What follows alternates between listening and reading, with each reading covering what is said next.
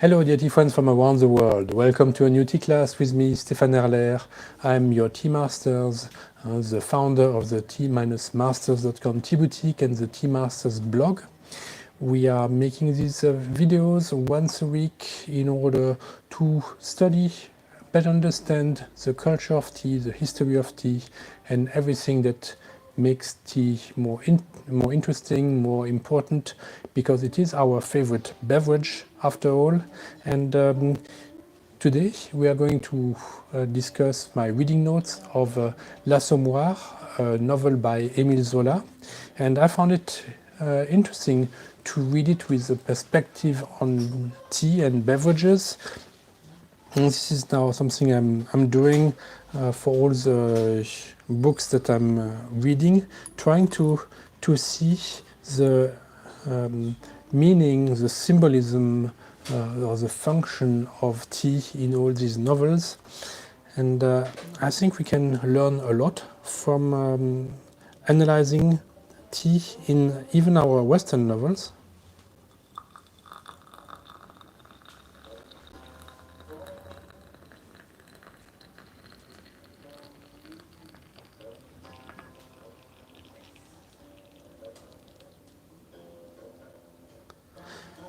And definitely when I was in school, I did not like so much the assignments given to me by French professors, or you have to read this book or that book. When it's an assignment, it feels like work, and you don't get really to enjoy it. But when you read it now as an adult, and for me, taking this angle of looking at this story from the point of view of tea, which is my passion, it makes the reading so much more interesting. And for this book in particular, it was very interesting because usually in the other novels by Zola, tea did not have such a great role, or beverages were not so important. Actually, I should say that L'Assommoir is one of the novels, actually it's the seventh novel, that is inside a saga called Les Rougon-Macquart. So Zola did not just write one book about that family. He wrote over 20 actually about Les Rougon-Macquart. Here we are in the seventh. It's a family from Provence, from a town called Plassans, which is a name that doesn't exist. But of course, he takes a lot from his own. I think it's Aix-en-Provence, his own hometown there. And he wanted to write a book to show all the facets of life in mid-19th century France, with as a center a family, Les Rougon-Macquart, where some people did well, very well, and others did not do so well. So when we start in the first four books, La Fortune des Rougon, the first one happens in Provence. It's mostly about wine. Actually, the only drink you find is only wine. La Curée, this one happens in Paris, among the financiers, the people who bid on housing and who transformed the city at the time of Napoleon III. Here we find lots of very expensive wines like Champagne, Bordeaux, Latour, Burgundy, a whole range of beverages also that can be found in the capital but not in smaller towns. Le Ventre de Paris then is a book that takes place in Les Halles. This is a more popular place in Paris. The people in the book are not as wealthy, and therefore they drink more wine or beer. Conquête de Plassans, we are back in Provence. The same for La Faute de l'Abbé Mouret. Here, in these two books, not much in terms of drinks. With Son Excellence Eugène Rougon, the novel just before L'Assommoir, we had an encounter with the Empress Eugénie, and at her table they were drinking tea. So this is very interesting to see that really the new nobility in France is the one that is pushing tea the most, and that it's really the ultimate sign of refinement to be drinking tea. In L'Assommoir, now, this book, we are at the other spectrum of French society, among the poorest people. They live in La Goutte d'Or in Paris. And here I noticed even more mentions of beverages. We can say that alcohol, especially hard liquors, are almost the main character in this book. So in previous books I would only write down maybe one page. Here I wrote down 5 pages of references to beverages, mostly alcoholic beverages, mostly wine actually. And it's interesting that Zola is not against all alcohols. He even writes that wine is necessary for the worker. It gives him strength, almost purpose. So he's very pro wine, but of course not during the work.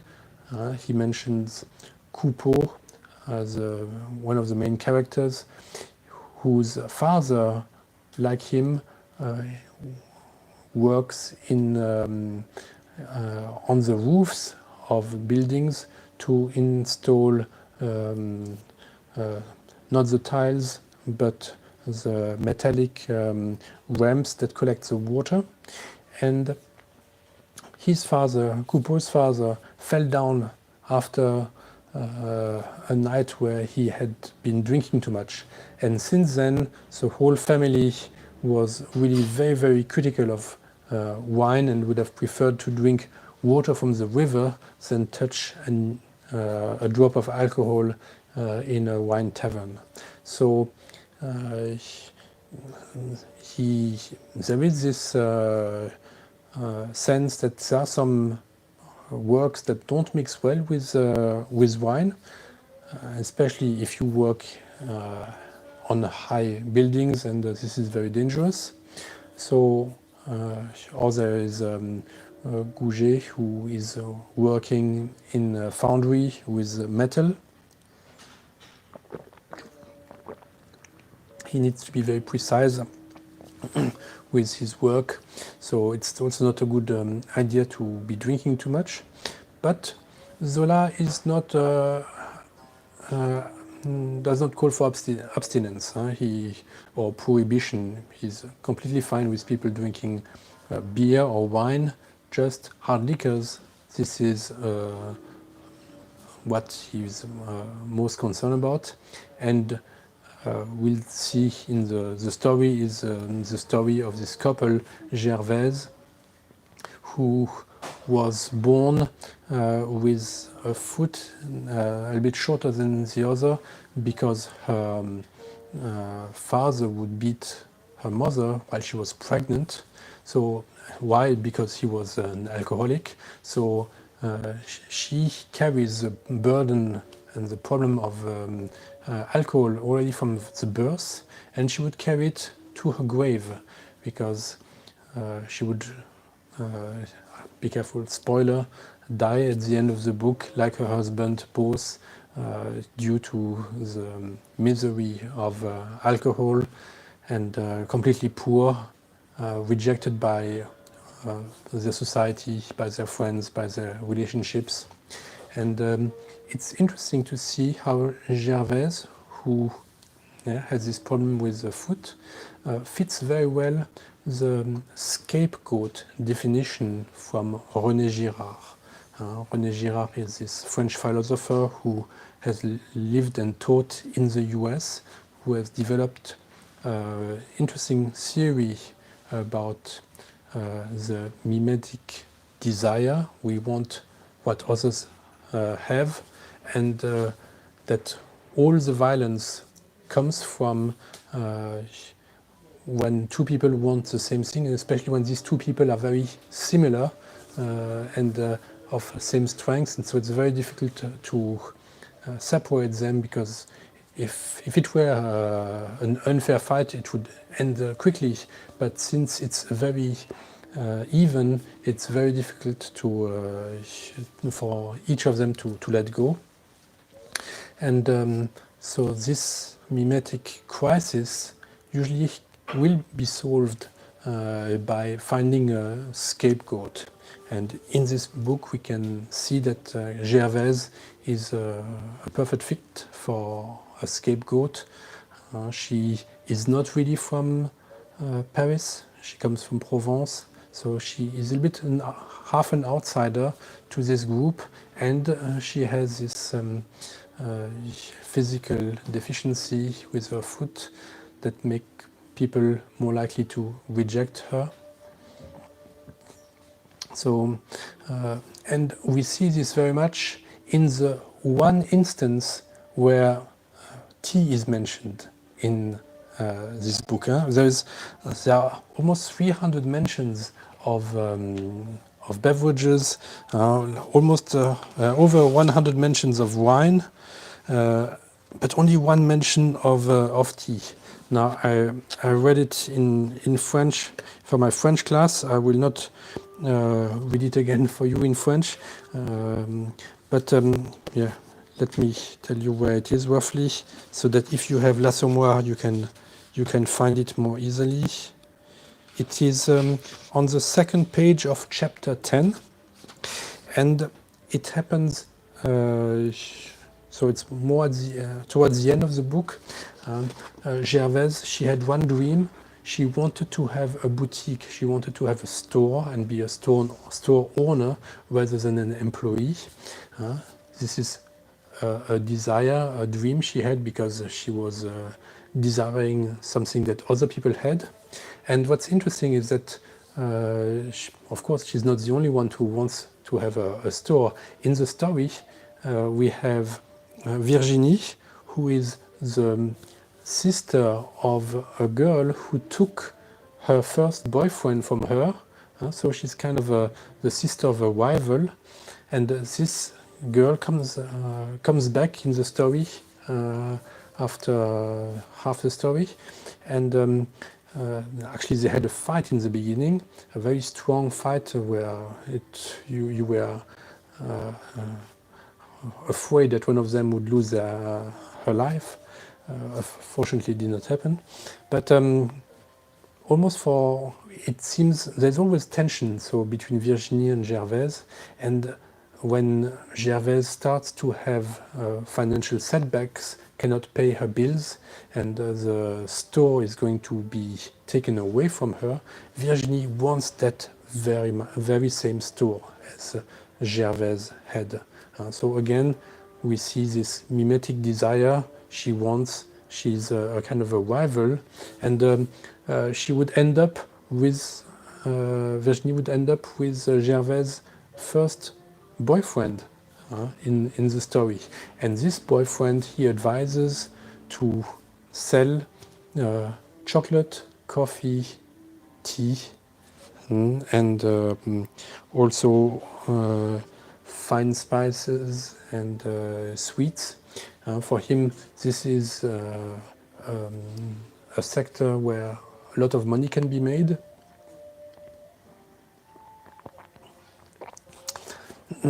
So whereas Gervaise, she opened her shop to clean shirts and iron them, but here the new purpose for the store would be to sell these sweets, spices, coffee, tea, and chocolate. However, it's a bit strange. It's the only mention of tea. There are mentions of coffee in the book, but I think it's also the only other mention of chocolate and fine spices, which means or Virginie is going to sell products that nobody is buying, nobody is using in La Goutte d'Or, in this very poor neighborhood of Paris. So this advice she gets from Lantier, Gervais' first boyfriend, is not such a good advice. And we can already imagine that her store is also going to go bankrupt, like Gervais' store got bankrupt. Actually, Lantier helped because he took Gervais' husband very often on tours of bars so that they would spend Gervais' hard-earned money on alcohol, on wine. And so Lantier is somebody who has a very bad influence on Gervais and later on Virginie. But we also see that this idea, very true, of mimetic desire. Virginie wants the same thing that Gervais had. And even though Zola says Gervais is not jealous at all, still it hurts when you see somebody else becoming owner of what before was yours. So this store changing hands from Gervais to Virginie really hurt, and all the neighbors, the family of Coupeau, they were really very nasty in pointing out how beautiful this new store was now, and just they wanted to make Gervais suffer because that's how they got their kick.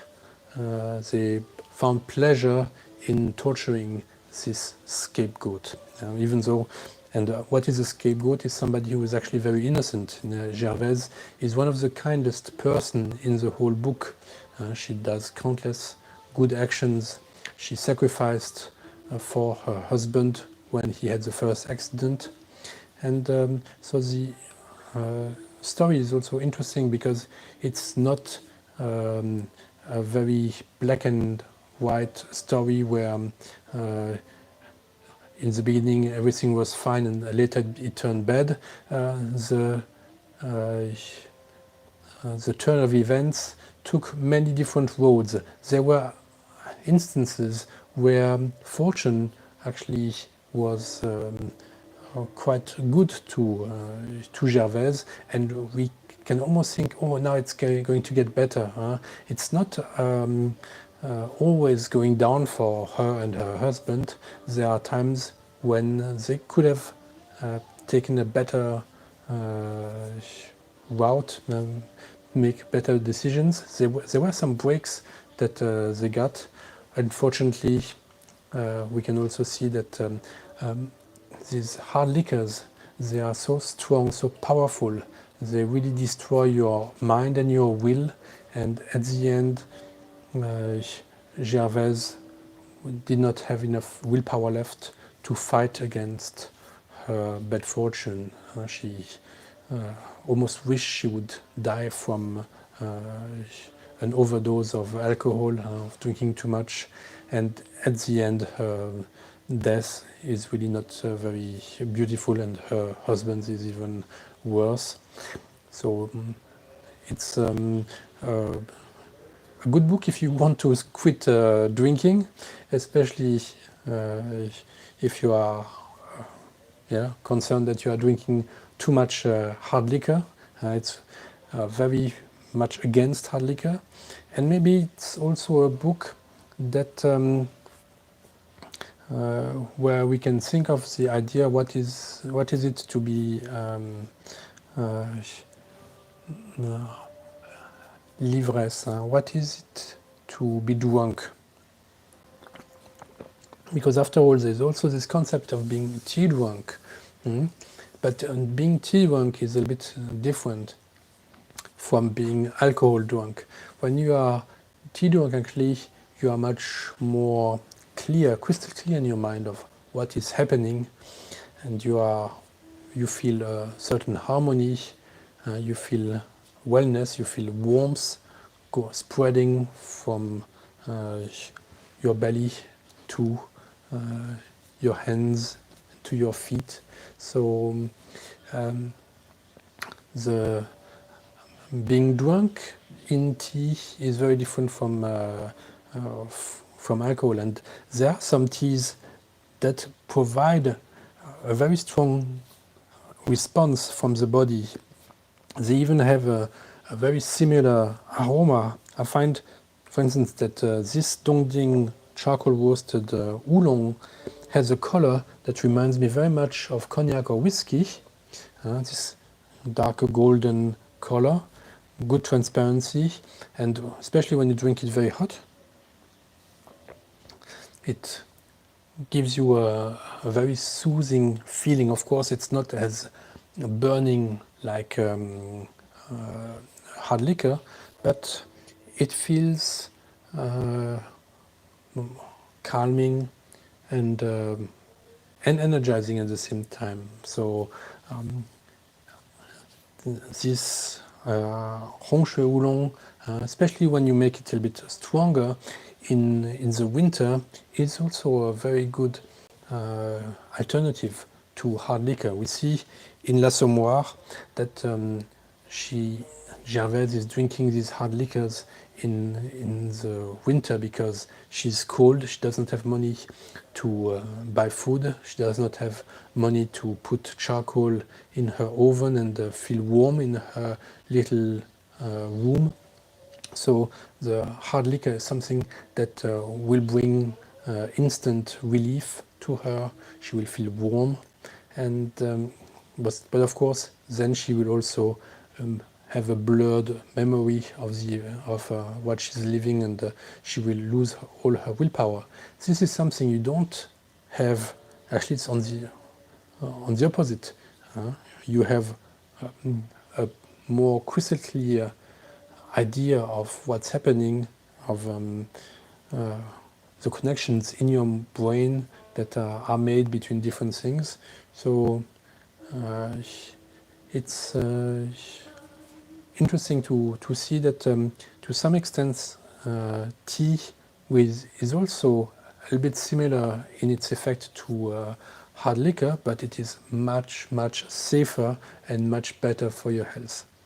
So maybe this will be a good positive message for you if you want to, because I know there are some people also in my family who have trouble with alcohol and stopping drinking alcohol. So tea, I think, might be a very good alternative if you want to get out of this addiction. And yeah, for me, definitely after reading L'Assommoir, there's no appetite, no thirst for hard liquor anymore, but a very large interest of drinking good Hongshui Oolong. Thank you.